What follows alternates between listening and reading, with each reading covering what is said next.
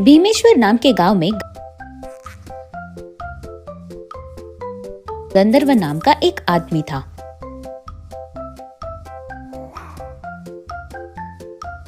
उसे गाना गाना बहुत पसंद था। उसके ओवर कॉन्फिडेंस की वजह से उसके मुंह में जो भी शब्द आते उसके पसंद के गाने गा के गाँव के लोगों को परेशान करता। इसीलिए उसके माता पिता ने उसे बोलना छोड़ दिया। जब चीजें इसी तरह थी, उसके घर गांव के प्रेसिडेंट भानुजी आते हैं। अरे बाबू, तुमको कितनी बार बोलो, जाने दो, बच्चा है करके जाने देते हैं, पर तुम एक गधे बन गए हो। उतना ही नहीं, तुम्हारे गधे जैसे आवाज से सब लोगों को परेशान कर रहे हो। अभी तो गाना गाना बंद करके कोई काम ढूंढो। देखो प्रेसिडेंट दादाजी, कोयल कपूर के सुगंध को सूंघ नहीं सकती, वैसे ही तुम्हारे जैसे टेढ़े इंसान मेरे मधुर जैसी आवाज को समझ नहीं पाओगे। कभी न कभी तेरे जैसे डेढ़ दिमाग वाले आदमी से मेरे लिए तालियां बजवाना ही मेरा लक्ष्य है। अरे पागल, तुझे अच्छे से बोल रहा हूँ, समझने नहीं आता क्या? तेरे गाने, तेरे घटिया गाने, तेरे जैसे घटिया आवाज मैंने कहीं नहीं सुना है रे। अरे एक और बार अगर मैंने तुम्हारा गाना गाँव में सुना तो मैं क्या करूँगा मुझे नहीं पता। ऐसा बोल के वहाँ से चले जाता है। ऐसे ही उसके अगले दिन गंधर्व के पास उसका दोस्त विष्णु आता है। अरे वो प्रेसिडेंट का सब प्लान पता चल गया यार। इस गांव में मैं मेरे गाने गाकर कहाँ पॉपुलर हो जाऊंगा, इसीलिए वो डर गया है। उतना ही नहीं, सब लोग मुझे वोट देकर मुझे प्रेसिडेंट बना देंगे, फिर उसके बाद मुख्यमंत्री बना देंगे, उसके बाद प्रधानमंत्री भी बना देंगे, इसीलिए वो डर रहा है। विष्णु अपने मन में, छी, क्या मेरा नसीब है, सिर्फ इसीलिए कि वो मेरा दोस्त है। इस प्रेसिडेंट के लोग आकर इसका गाना बंद करवाने के लिए मुझे कह के टॉर्चर कर रहे हैं। इसे कुछ भी कहो नहीं मानता। क्या करूं समझ नहीं आ रहा है। इसकी बुद्धि तो देखो, इससे लगता है कि गाना गा के प्रधानमंत्री बन जाएगा। मेरा नसीब ही खराब है। ऐसा सोचता है। इस बीच उसे देखकर गंधर्व बोलता है, क्या यार, मेरे बारे में ही सोच रहे हो ना?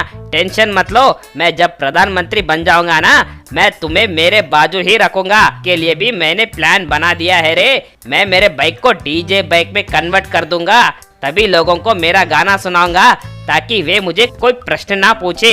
यही मेरा लक्ष्य है रे। उसके बाद वह मैकेनिक के पास जाकर उसकी बाइक को डीजे बाइक में बदल देता है।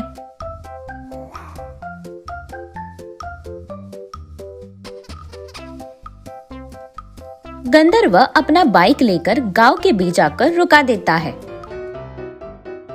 फिर एक माइक लेके गंधर्व, आ जाओ गाँव वालों, आ जाओ, तुम्हारे लिए, तुम्हारे खुशी के लिए बहुत ही बढ़िया गाना गाने वाला हूँ।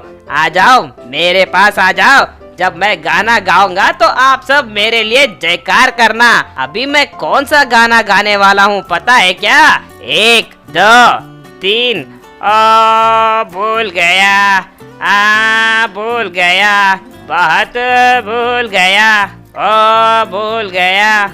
ऐसा गाते ही रह गया। उस गाने के आवाज से वहाँ के लोग भागने लगे। वह देखकर गंधर्व, अरे आप लोग भागो मत यार, आप लोगों को उस प्रेसिडेंट ने धमकी दिया है ना। मुझे पता है, मैं जब मुख्यमंत्री बन जाऊंगा ना, तो उस प्रेसिडेंट को नौकरी से निकाल दूंगा।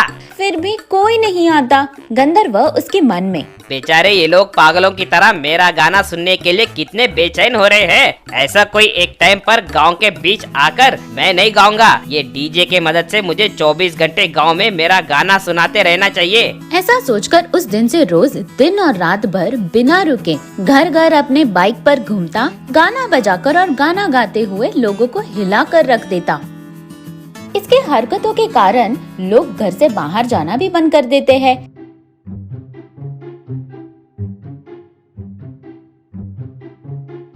ऐसे कुछ समय बीत जाते हैं। एक दिन कुछ लोग गंधर्व के पास जाकर उसे बहुत पीटते हैं।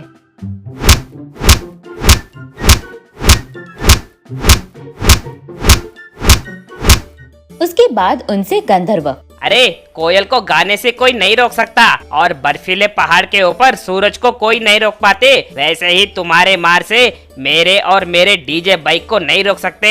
मुझे पता है ना, तुम लोग इस गांव के कुत्तों को भी कंट्रोल करते हो, नहीं तो वे सब क्यों मुझे देख के भाग जाते हैं। अरे पागल लोग, आप लोग सब प्रेसिडेंट के आदमी हो, ये मुझे पता है रे। तभी गंधर्व के पास विष्णु आता है।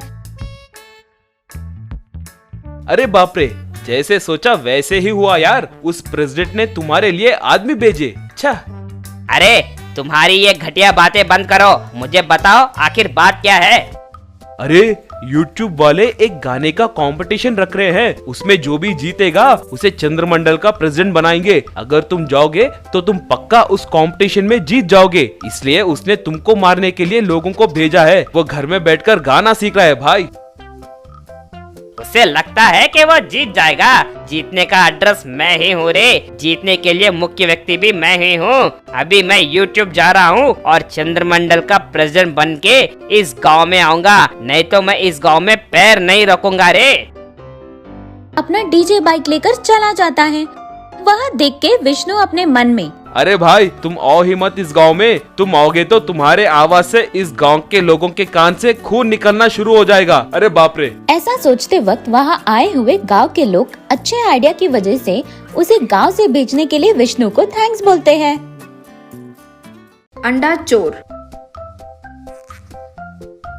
निर्मलानंदा स्कूल मास्टर था, बहुत अच्छा आदमी था। अनाथ बच्चों को घर पर ही भोजन खिलाकर पढ़ाता था।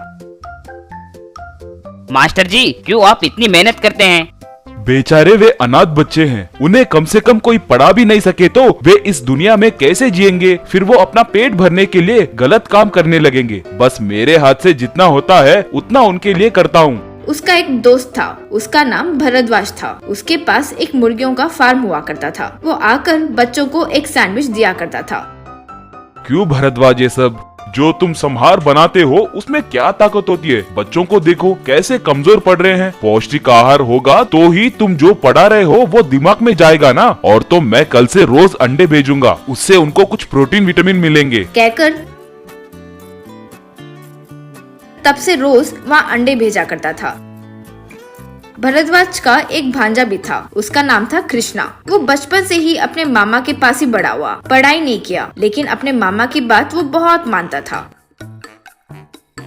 भरद्वाज के घर पर ही रहकर घर का काम, मुर्गियों का फार्म की देखभाल सब करता था। रे कृष्णा, निर्मलानंदा मास्टर को रोज जाकर 25 अंडे देकर आना होगा। उसके पास अनाथ बच्चे पढ़ते हैं, उनके लिए अंडे भेजूंगा, ये मैंने उससे वादा किया है। कृष्णा अपने मामा के कहने पर रोज निर्मलानंदा के घर जाकर अंडे देकर आता था। एक दिन भरद्वाज को दिल का दौरा पड़ा और वो मर गया। कृष्णा बहुत रोया। एक दिन कृष्णा एक बुट्टी में मुर्गियों के अंडे को रखकर निर्मलानंदा के घर के लिए निकल रहा था। तब भरद्वाज की पत्नी, रे क्या है वो, कहाँ लेकर जा रहे हो? मुर्गी के अंडे है मामी जी, मास्टर जी के घर रोज अनाथ बच्चों के लिए लेकर जाता हूँ ना। तुम्हारे मामा को तो अक्ल नहीं थी, तुम्हें भी नहीं है क्या? ऐसे रोज अनाथ बच्चों को अंडे बांटते रहोगे तो आखिर में हमारे लिए क्या बचेगा? आज मुर्गी के अंडे दे रहे हैं, कल वे मुर्गी मांगेंगे मुफ्त में। वो बुट्टी अंदर रखो, जाओ, यूं डांटी। नहीं मामी जी, बेचारे वे बच्चे। बड़ा आया बांटने, किसका जायदाद कौन बांट रहा है, हाँ? कहते हुए उसे और डांटी। कृष्णा फिर चुपचाप वो बुट्टी को अंदर रख दिया। कृष्णा फिर वहाँ से निकलकर चलते हुए एक बड़े रोड पर एक पेड़ के नीचे खड़े होकर खुद से, रोज उन अनाथ बच्चों को अंडे भेजूंगा, ये वादा अगर मामा जी का झूठा निकल गया तो स्वर्ग में मेरे मामा जी के आत्मा को तकलीफ होगी। मुझे कुछ तो करना चाहिए, सोचा। तब रोड पर एक ट्रॉली को जाते हुए देखा। उस ट्रॉली में मुर्गी के अंडे का ट्रे रखा हुआ था। उन्हें देखकर कृष्णा मन में, बच्चों को अंडे देने के लिए मामी तो कभी मानेगी नहीं। बच्चों के लिए भरद्वाज मामा के दिए वादे को किसी भी हालत में नहीं टूटने दूंगा। उसके लिए भले ही मैं चोर बन जाऊं, सोचा। इतने में दूर से एक और अंडे की ऑटो ट्रॉली आते हुए देखकर तुरंत पेड़ पर चढ़कर एक डाली पर बैठ गया। वो ट्रॉली पेड़ के पास आते ही पेड़ की डाली से झुककर अच्छे से एक ट्रे को ऊपर खींचा। ऑटो ट्रॉली निकल गई। फिर वो ट्रे पकड़कर ध्यान से नीचे उतरकर मुर्गी के अंडों का हिसाब करते हुए 30 अंडे है, रोज ऐसे करके अंडे देना होगा उन्हें, सोचकर मास्टर को वो अंडे दिया। ऐसे रोज करने लगा। एक दिन ऑटो ट्रॉली ड्राइवर से शॉप ओनर, क्या भाई, एक हफ्ते से 40 ट्रे के लिए सिर्फ 39 ट्रे ही दे रहे हो? रास्ते पर अंडे कहीं बेच रहे हो या तोड़ कर पी रहे हो? माँ की कसम जी, वहाँ माल चढ़ाने के बाद सीधा यहीं पर आ रहे हैं। रास्ते पर अंडे कैसे गायब हो रहे हैं कल पता लगाऊंगा। अगले दिन सामान चढ़ाकर ऑटो ट्रॉली ड्राइवर वहाँ प्रॉपर्टी से, महेश भाई, आप जरा अपने बाइक पे मेरे ऑटो के पीछे आओ। रास्ते पर अंडों का ट्रे कैसे गायब हो रहा है देखकर बताओ। महेश बाइक पर आने लगा। कृष्णा पेड़ पर तैयार था। दूर से ऑटो ट्रॉली नजदीक आते ही एक ट्रे को ऊपर खींचते ही पीछे से आ रहा महेश चोर चोर। यूं चिल्लाकर पेड़ के नीचे बाइक रोका। आगे जा रहा ऑटो ट्रॉली ड्राइवर भागते हुए आया। अंडों का ट्रे लेकर नीचे उतरा कृष्णा ट्रे महेश को देकर हाथ जोड़ते हुए, भाई मैं मेरे लिए चोरी नहीं कर रहा हूँ, अनाथ बच्चों की भूख मिटाने के लिए कर रहा हूँ, कहते हुए पूरी बात बताया। तुम जाकर सामान शॉप में रखो, मैं जाकर पता लगाता हूँ कि जो ये बोल रहा है वो सच है कि नहीं। महेश कृष्णा के साथ जाकर सब देखकर वो अंडों का ट्रे मास्टर को देकर, श्रीमान, इन बच्चों को अब से मैं अंडे भेजूंगा। ये कृष्णा ने भले ही चोरी किया लेकिन अपने स्वार्थ के लिए नहीं किया, ये समझ आ गया। अच्छा इंसान है, ये मान गया तो अब से मेरे साथ ही रहेगा। अब से मुर्गियों का फार्म वही संभालेगा। Thank you sir.